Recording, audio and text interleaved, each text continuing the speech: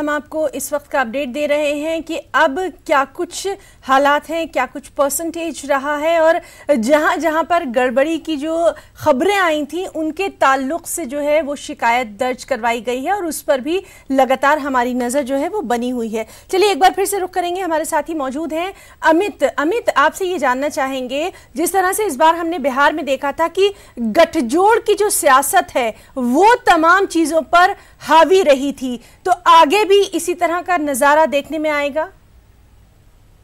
देखिए, निश्चित तौर पे चूंकि कहा जाता है कि बिहार में जो सियासत होती है वो जो गठजोड़ है और जो जातीय समीकरण है उस पर ही चलता है। और अब तक जो समीकरण रहा है जातीय समीकरण के आधार पे, चाहे तो हम प्रत्याशियों के चयन की बात कर ले या फिर वोटरों को रिझाने की बात कर ले, तो हर मामले में जातीय समीकरण जो है वो हावी रहा।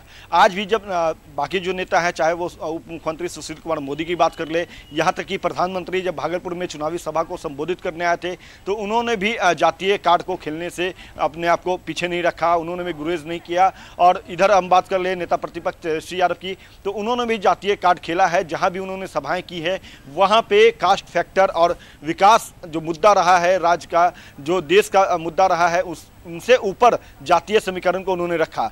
तो एक तरह से कह सकते हैं कि बिहार की सियासत जो है वो जातीय समीकरण के इर्द गिर्द ही घूमती रही है। आगे भी कमोबेश वैसा ही नजारा देखने को मिलेगा, चाहे हम सेकंड फेज की बात कर ले, थर्ड फेज की बात कर ले, फोर्थ, फिफ्थ या 6, 7 की बात कर ले, तो सभी जो चुनाव होने हैं वहां पे जो कैंडिडेट का चयन किया गया है वो जातीय समीकरण के आधार पे ही किया गया है। वोट जो मांगे जा रहे हैं, हमारे साथ निलॉय भी मौजूद है, निलॉय भट्टाचार्य। निलॉय, आपके पास आना चाहेंगे। आसाम में इस बार जिस पर सबसे ज्यादा सियासत हुई है वो है एनआरसी का मुद्दा। इस पर सियासत हुई और खूब हुई।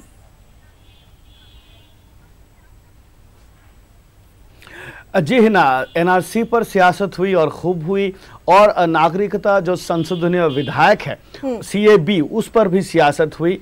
उस पर इतना सियासत हुई कि असम के सरकार के साथ जो गठबंधन का जो एक दल था असम गण परिषद, वो लगभग 3 मिनिस्टर उनका निकल गए थे और बाद में चुनाव से ठीक पहले एक साथ हो गए।